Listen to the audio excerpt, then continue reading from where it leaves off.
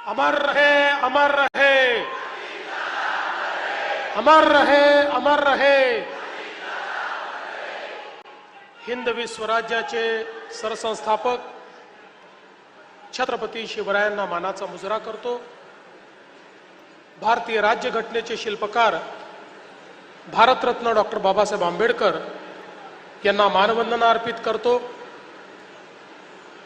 ज्यांनी संपूर्ण हिंदुस्थानामध्ये प्रशासन कसं असावं हे आपल्याला दाखवून दिलं। त्या लोकमाता पुण्यश्लोक अहिल्यादेवी होळकर यांना नमन करतो, ज्यांची 200वी जन्मजयंती आपण साजरी करतो। ते महात्मा ज्योतिबा फुले, क्रांतीज्योती सावित्रीबाई फुले यांनाही नमन करतो। लोकशाहीर अण्णाभाऊ साठे आणि तमाम महामानवांना या ठिकाणी वंदन करतो। आणि सगळ्यात महत्त्वाचं म्हणजे ज्यांच्या करता आपण या ठिकाणी सगळे उपस्थित झालो आहोत, ते माझे मित्र, माझे मोठे भाऊ, बारामती सहित तमाम महाराष्ट्राचे लाडके दादा अजितदादा पवार यांच्या पावन स्मृतीला अभिवादन करत आज ज्यांच्या करता आपण सगळे एकत्रित झालो, या निवडणुकीतील आपल्या सर्वांच्या उमेदवार आणि राज्याच्या पहिल्या महिला उपमुख्यमंत्री श्रीमती सुनेत्राताई पवार, आदरणीय रामदास आठवलेजी, छगन भुजबळजी, सुनील तटकरेजी, प्रफुल्ल पटेलजी, हसन मुश्रीफजी, दिलीपराव वळसे पाटील, उदय सामंतजी, दत्तामामा भरणेजी, धनंजय मुंडेजी, मकरंद पाटीलजी, रामराव वडकुतेजी, बाबासाहेब पाटीलजी, इंद्रनील नाईकजी, संजय बनसोडेजी, राहुल कुलजी, हर्षवर्धन पाटीलजी, सुबोध मोहितेजी, बाळासाहेब गावडेजी, वीर धवल जगदाळेजी, वासुदेव नाना काळे, सचिन सातव, परशुरामजी वाडेकर आणि दादांचा वारसा या ठिकाणी चालवण्याची जबाबदारी असलेले खासदार पार्थदादा पवार, जयदादा पवार, मंचावर उपस्थित आमचे सर्व सहकारी आमदार, जिल्हा परिषद, पंचायत समिती चे सर्व पदाधिकारी, लोकप्रतिनिधी आणि उपस्थित सर्व भगिनी आणि बंधूंनो, खरं म्हणजे सर्वात पहिल्यांदा मी विविध पक्षांचे आभार मानेन की या सर्व पक्षांनी हा निर्णय केला की अजितदादांच्या पश्चात ही निवडणूक होते आणि महाराष्ट्राच्या संस्कृतीमध्ये आपण अनेक वेळा हे बघितलेलं आहे की अशा प्रकारचे ज्येष्ठ नेते, मोठे नेते हे आपल्यातनं निघून गेल्यानंतर होणारी पोटनिवडणूक ही साधारणपणे आपण बिनविरोध त्या ठिकाणी करतो। आणि म्हणूनच मी शरद पवार साहेबांचे देखील आभार मानतो। कालही त्यांनी मला फोन केला आणि सांगितलं, तुम्ही बारामतीला चाललात, आमचं पूर्ण समर्थन हे सुनेत्राताईंना आहे। ज्यावेळी या ठिकाणी वेगवेगळे फॉर्म पडले होते, त्यावेळी काँग्रेसच्या प्रदेश अध्यक्षांना धनंजय मुंडेजींनी माझा फोन लावून दिला। त्यांना मी विनंती केली की महाराष्ट्राच्या संस्कृतीला साजेसं आपण या ठिकाणी काम करावं। आणि माझ्यासहित अनेक लोकांनी विनंती केल्यानंतर काँग्रेस पक्षाने देखील हा निर्णय घेतला की आपण उमेदवार उभा करणार नाही। आणि म्हणून आज या ठिकाणी सर्वांनी ज्या उमेदवाराला समर्थन दिलेलं आहे अशा प्रकारच्या उमेदवार आमच्या सुनेत्रा वहिनी पवार या ठिकाणी आहेत आणि म्हणून या सर्वांचं मी अतिशय मनापासून आभार मानतो। खरं तर या सभेकरता किंवा बारामतीमध्ये सभा घेण्याकरता माझ्यासहित या मंचावरचं कोणी आलं नसतं तरी देखील तुम्ही रेकॉर्ड मतांनी वहिनींना निवडून दिलं असतं।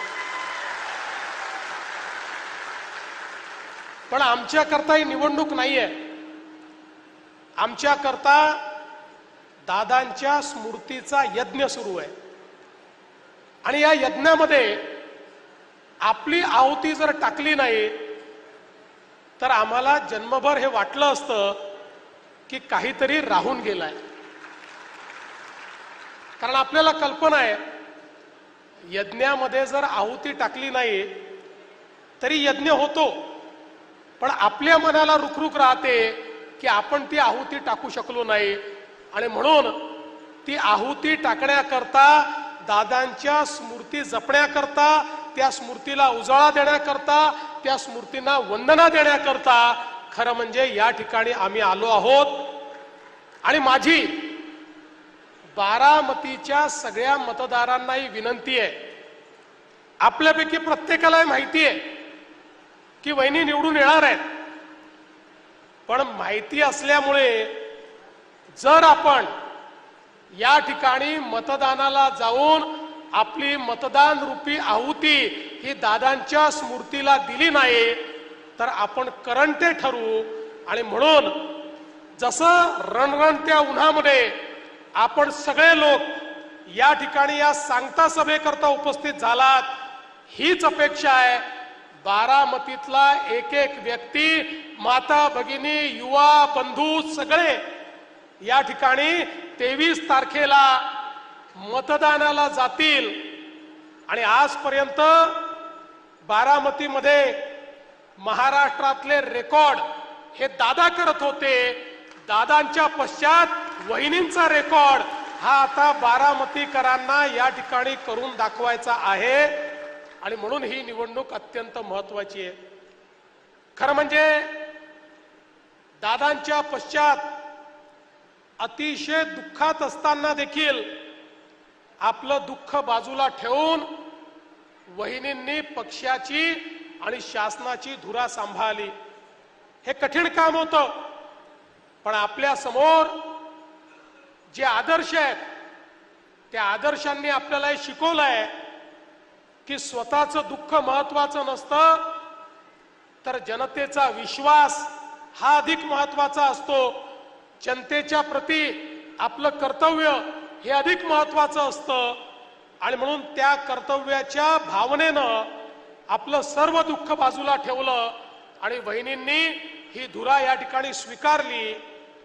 अनेक लोकांना असं वाटत होतं की वहिनींनी हे कार्य हातामध्ये घेतलंय, वहिनींचा राजकीय अनुभव हा अलीकडच्या काळातला आहे, त्या खासदार झाल्यापासनं सक्रिय राजकीय क्षेत्रात त्या आल्या आहेत, त्यामुळे ही जबाबदारी त्या सांभाळू शकतील की नाही।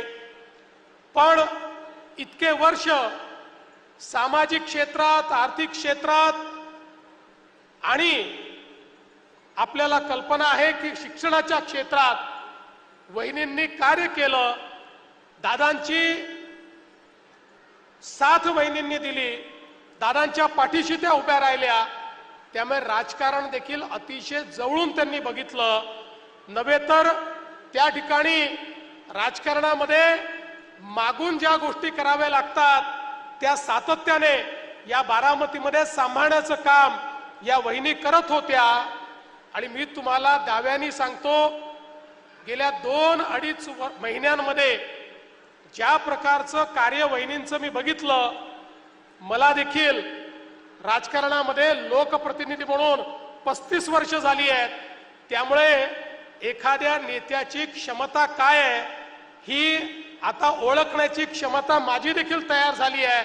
आणि मी तुम्हाला दाव्यानं सांगतो, दादांची स्वप्न पूर्ण करण्याची सगळी क्षमता ही वहिनींमध्ये आहे। आणि वहिनींच्या रूपाने या महाराष्ट्राला केवळ पहिल्या उपमुख्यमंत्री नाही तर एक सक्षम नेतृत्व लाभलेलं आहे हे या ठिकाणी सांगताना मला या ठिकाणी यत्किंचितही माझ्या मनामध्ये शंका नाही।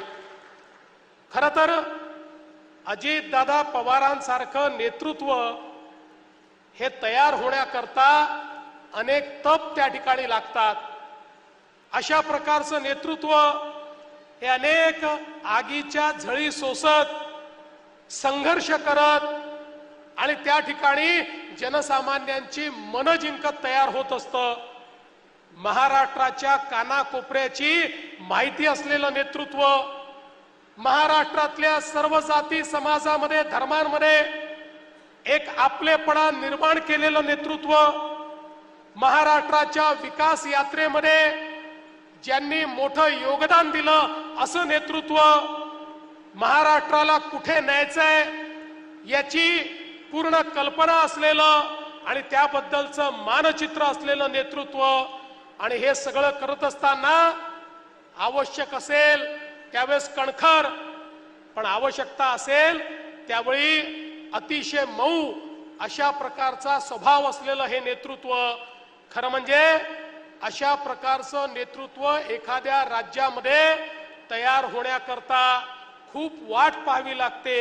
पण हे असं आमचं तयार नेतृत्व ज्यांनी मागच्या काळामध्ये 11 अर्थसंकल्प या महाराष्ट्रामध्ये मांडून त्या अर्थसंकल्पाच्या माध्यमातून महाराष्ट्राला दिशा दिली, उपमुख्यमंत्री म्हणून वेगवेगळ्या कार्यकाळाचा रेकॉर्ड तर केलाच, पण त्याच वेळी महाराष्ट्रामध्ये विकसित महाराष्ट्राकरता जो काही पायवा आहे तो पायवा ठेवण्याचं कार्य देखील अजितदादांनी या ठिकाणी केलं। आणि म्हणूनच अजितदादांचं निघून जाणं हे केवळ या ठिकाणी सुनेत्राताई, पार्थ, जय यांचं नुकसान नाही, हे केवळ बारामतीकरांचं नुकसान नाही, तर या अखिल महाराष्ट्राचं हे फार मोठं नुकसान दादांच्या जाण्याने झालेलं आहे। बंधू भगिनींनो, मला अतिशय जवळून दादांसोबत काम करण्याची संधी मिळाली। अनेक वर्ष आम्ही एकमेकाच्या विरोधात देखील काम केलं, पण वैयक्तिक जिव्हाळा हा कधी कमी झाला नाही आणि त्यातूनच आम्ही एकत्रित आलो। आणि मला ही अपेक्षा होती की किमान पुढचे 15-20 वर्ष तरी आता एकत्रितपणे दादा असतील, मी असेन, शिंदे साहेब असतील, आम्ही या ठिकाणी काम करू। आणि दादांसोबत काम करण्याचा आनंद हा वेगळा होता, कारण दादा हे रोखठोक नेतृत्व होतं। मगाशी आपण बघितलं, याचा अनुभव माझ्या सहित सगळ्यांनी घेतला। दादांनी हो म्हटलं तर काळ्या दगडावरची रेग, आणि दादांनी नाही म्हटलं तर ते परमनंट नाही, अशा पद्धतीनं थेट आपल्या सर्वांची व्यवहार करणारे दादा होते।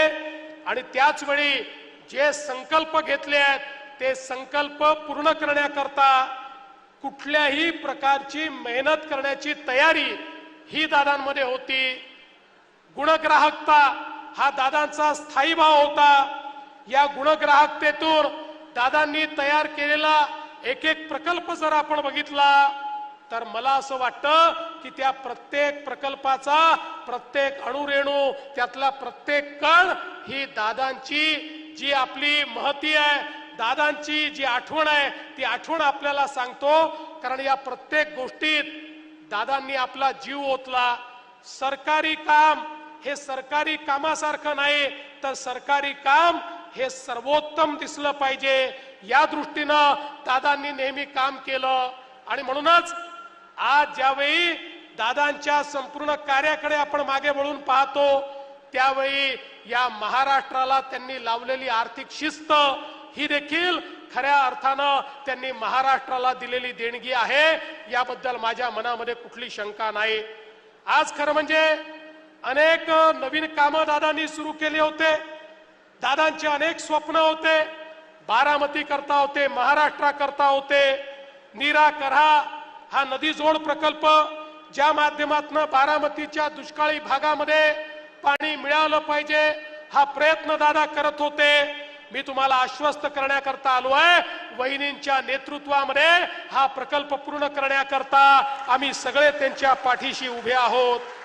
या ठिकाणी जनाई सिरसाई बंदिस्त पाईपलाईनचा विषय असेल, करा नदी सुशोभीकरणाचा विषय असेल, बारामती करता बृहत पाणी पुरवठा योजनेचा विषय असेल, शिवसृष्टीचा विषय असेल, बाह्य वळण रस्त्याचा विषय असेल, बारामती नीरा रोडचं चौपदरीकरण असेल, पाटस बारामती रोड करता नवीन भूसंपादन असेल, एक नाही 100 कामं ही दादांनी हातामध्ये घेतली होती. बारामतीला त्यांनी देशातलं एक सुंदर शहर तर केलंच, या संपूर्ण मतदारसंघाला दादांनी एक वेगळं अशा प्रकारचं चित्र निर्माण करून दाखवलं. पण त्याच वेळी त्याच्याही पलीकडे काम करण्याची दादांची इच्छा होती. कॅन्सर हॉस्पिटल असेल, या ठिकाणी त्यांच्यामुळे तयार झालेलं मेडिकल कॉलेज असेल, जिल्हा क्रीडा संकुल असेल, बारामती रेल्वे क्रॉसिंगच्या ठिकाणी भुयारी मार्ग असेल, इतके काम दादांना करायचे होते. पण मला विश्वास आहे आता त्याच तडफेनं आणि त्याच गुणग्राहकतेनं आदरणीय सुनेत्रा वहिनींच्या नेतृत्वात यातलं एक एक काम पूर्ण होईल. आणि निश्चितपणे ज्यावेळी ही कामं पूर्ण होतील त्यावेळी स्वर्गातून दादा देखील या कामांना आशीर्वाद देतील, याबद्दल माझ्या मनामध्ये शंका नाही. आणि म्हणून बंधू भगिनींनो, मी फार जास्त या ठिकाणी बोलणार नाही, पण आपल्या सर्वांना एवढीच विनंती करतो, दादांबद्दल आपल्या प्रत्येकाच्या मनामध्ये संवेदना आहे, प्रेम आहे. आणि विशेषतः ज्याचा वहिनींनी उल्लेख केला, दादांचा ज्या प्रकारे अपघात झाला त्यातनं प्रत्येकाला मनातनं असं वाटतं की अपघाताचं सत्य काय आहे हे बाहेर आलं पाहिजे. मी सभागृहातही सांगितलं, आज देखील या ठिकाणी सांगतो, जोपर्यंत हे सगळं सत्य बाहेर येत नाही आम्ही कोणीही शांत बसणार नाही, स्वस्थ बसणार नाही. हे सत्य आम्ही बाहेर आणल्याशिवाय या ठिकाणी राहणार नाही. आणि म्हणून आपण सर्वांना माझी विनंती आहे, 23 तारीख दादांवर प्रेम दाखवण्याची तारीख आहे. 23 तारीख दादांना खरी श्रद्धांजली देण्याची तारीख आहे. 23 तारीख दादांच्या प्रती आपल्या मनातली भावना व्यक्त करण्याची तारीख आहे. आणि या सगळ्या गोष्टी आपल्याला जर करायच्या असतील तर मतदान रूपी आशीर्वाद हा वहिनींना आणि मतदान रूपी आपली आदरांजली दादांना देण्याची संधी तुम्हाला लाभलेली आहे. आम्ही तर काही बारामतीचे मतदार नाही आहोत, आम्हाला ही संधी नाही आहे, पण तुम्हाला प्रत्येकाला ही संधी आहे. त्यामुळे रेकॉर्ड मतदान झालं पाहिजे. मला याची कल्पना आहे, समोर काही लोक जे उभे आहेत त्यांचा कुठला वजूद नाही आहे, ते सगळी मंडळी, मी त्यांच्यावर कुठली टीका करणार नाही. प्रसिद्धीच्या हव्यासापोटी लोक अशा निवडणुकांमध्ये उभे राहतात.